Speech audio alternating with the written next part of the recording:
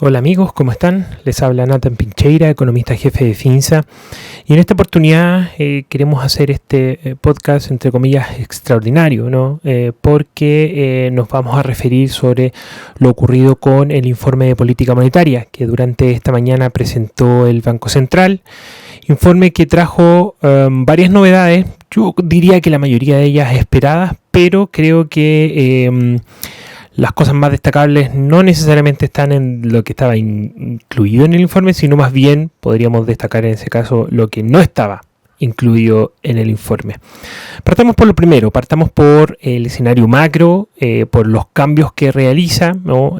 Notablemente y de forma probablemente más mediática, el cambio que realizó en términos de la expectativa de crecimiento para este año desde el rango de menos 7,5, menos 5,5 a uno también más acotado, menos 5,5 a menos 4,5, de todas maneras por sobre lo acostumbrado en estos IPOM de septiembre, en que recuerden el rango se reduce a 0,5 puntos porcentuales. Bueno, ahora es mayor por las razones que todos conocemos.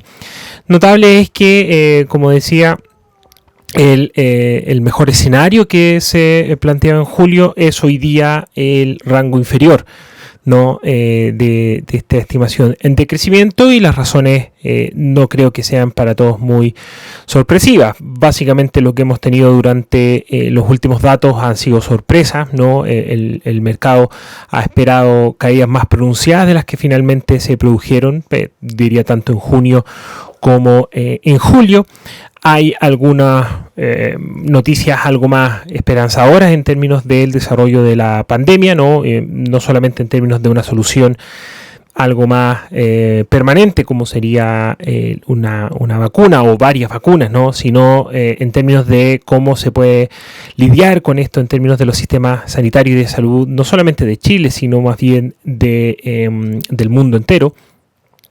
Y por supuesto de que en el plano local el impacto parcial y transitorio, ¿no? que tendría en el consumo el retiro del 10% de los ahorros por parte de los afiliados de la AFP. Eso básicamente es lo que se argumenta, ¿no? Dentro de este cambio.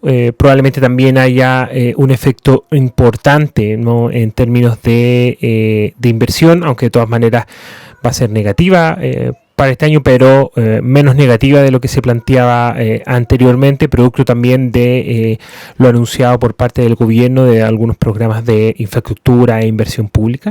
De hecho, eso impactaría de manera relevante durante este año, pero no particularmente durante los próximos. De hecho, no hay muchos cambios ahí. Lo más probable es que haya un cambio en composición, pero no necesariamente en los números agregados. Pero también haciendo algo de hincapié en términos de que ese mayor consumo a nivel local no solamente sería consumo de productos producidos dentro del país, productos o servicios producidos dentro del país, sino también habría un componente importado bastante relevante, y sabemos que eso disminuye la proyección en esta forma contable de ver el PIB. Para el próximo año, 21, la verdad es que sí se plantea un escenario positivo, pero menos positivo de lo que se estimaba en el IPOM de julio, perdón. Pasó el rango desde un 4,75, 6,25 a uno entre 4 y 5%. Básicamente lo que se acota un poco ahí es el crecimiento de la demanda interna, ¿no? Desde un 7,7 a un 5,6%. Mientras que finalmente para el año 2022, la verdad es que no hay muchas modificaciones en términos de los números agregados. La expectativa se mantiene entre un 3 y un 4%. ¿Qué ocurre por el lado de los precios? La verdad es que aquí hubo algunas novedades, básicamente argumentadas por el Banco Central en el comportamiento algo más benigno del consumo, principalmente en esta coyuntura y iniciados los procesos de desconfinamiento. Pasa el IPC esperado para fin de año desde un 2 a un 2,4%, mientras que para el año 21 se mantiene en 2,8%, o sea, claramente hay un efecto transitorio que se estaría dando durante este año. ¿Cómo conversa eso con nuestra proyección? La verdad es que creemos que todavía hay efectos digamos, ligados a menores presiones inflacionarias, ¿no? Especialmente durante los próximos meses. Hay varios efectos que usualmente están ligados a la estacionalidad, como por ejemplo aquellos ligados a la división transporte en septiembre, también en diciembre, aquellos relacionados con algunos productos y servicios que hoy día están siendo imputados, y hasta el momento, a pesar de que varias comunas de la región metropolitana del país han pasado a etapas más avanzadas desde el desconfinamiento, aún no vuelven a la normalidad. Incluso pensemos que ha vuelto el fútbol local, pero no o sin asistencia de público, ¿no? Lo mismo es cierto para entrar al cine o al teatro o cualquier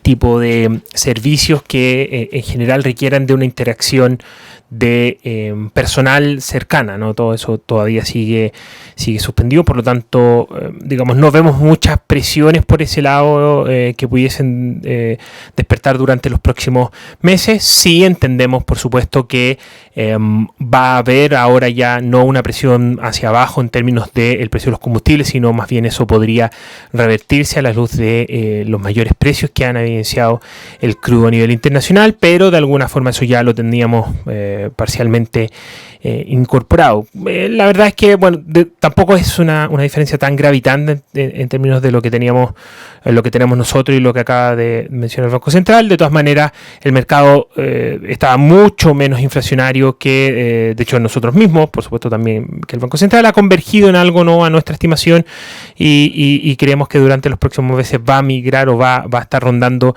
este 2,2 o entre 2 y 2,4%, que es la estimación nuestra, la que tiene el Central. Hacia el próximo año no hubo grandes modificaciones, estamos en línea, eso sí, también con esa proyección. Nosotros tenemos un 2,9% para el año 2021, por supuesto para el año 2022 en el horizonte de política monetaria vemos que esta va a convergir a un 3%. ¿Qué pasaría entonces con la tasa de política monetaria? Bueno, en ese sentido el Banco Central ha mencionado que va a continuar en su mínimo técnico. Algunas de las cosas que podríamos haber esperado en esta oportunidad era una reestimación de ese mínimo técnico. Aquello no ocurrió, ya lo sabíamos desde el día de ayer, en que la TPM se mantuvo en el 0,5% en la reunión de septiembre. Bueno, se confirmó el día de hoy en que se mencionó que no hubo reestimaciones relevantes de los parámetros estructurales. De hecho, esa era una de las cosas que pensamos son dentro de las más importantes que no estuvieron en esta oportunidad. Vamos a hablar con la gente del Banco Central para ver si hay una estimación de cuándo podría estar, valga la redundancia, estas nuevas estimaciones. Básicamente el nivel de incertidumbre y de poca información adicional hacían bastante complejo ese ejercicio. Estamos de acuerdo con que era mejor no adelantarse y no apurarse en esa materia. Lo que sí, de todas maneras, se estima en el potencial, más que tendencial, el potencial de corto plazo, se estima que durante este año estaría en niveles lo más probable negativos, ¿no? Eso tiene una implicancia de primer orden en términos de la generación de brechas, ¿no? Pero las cuales serían menores a las estimadas, por supuesto, pero de todas maneras en una magnitud tan relevante que en términos generales no deberían tener gran impacto sobre tanto las presiones inflacionarias como, por supuesto, sobre la trayectoria de la política monetaria. En ese sentido, lo que se ha planteado es que esta se mantendría durante gran parte del horizonte, ¿no?, de los entre 12 y 24 meses en su mínimo técnico. Ya no mencionan que se va a mantener en todo este horizonte, y al ver la proyección directa de TPM, la verdad es que queda claro aquello, que hasta finales del año 21 estaría la tasa en niveles negativos. Esto quiere decir que no son 24 meses, sino que serían en torno a 18 meses, y por supuesto, de darse un escenario algo más benigno en ese sentido, estaríamos hablando de menos tiempo en aquello. Y recordemos que no solamente este tipo de política monetaria expansiva se está realizando, sino también aquella no convencional. Esos canales van a seguir, o esas herramientas más bien dicho, van a seguir totalmente disponibles, toda vez de que es de Es de vital importancia que el funcionamiento del canal del crédito se dé de manera óptima, porque es a través de este canal principalmente hoy día cómo se estaría transmitiendo la política monetaria hacia la economía, evitando que justamente sea el sector financiero el que exacerbe los efectos negativos que ha tenido esta pandemia sobre la economía, sobre el bienestar de la población, etcétera. Eso era lo más relevante, creemos nosotros, que tiene el informe de política monetaria presentado el día de hoy. Como les comentaba, en un par de minutos vamos a tener la reunión con el economista jefe. Ahí, si es que sale algún tipo de respuesta adicional, como por ejemplo lo de los parámetros estructurales u otras cosas que se nos pueda ocurrir ahí, se lo estaríamos comentando en ya nuestra edición habitual del podcast que sale los días viernes, ¿ya? Eso era principalmente lo que queríamos conversar con ustedes. Espero que tengan un muy buen día, que estén muy bien, y recuerden que están disponibles nuestros canales, nuestra página web www.finsa.cl. ¿Ya? Chao.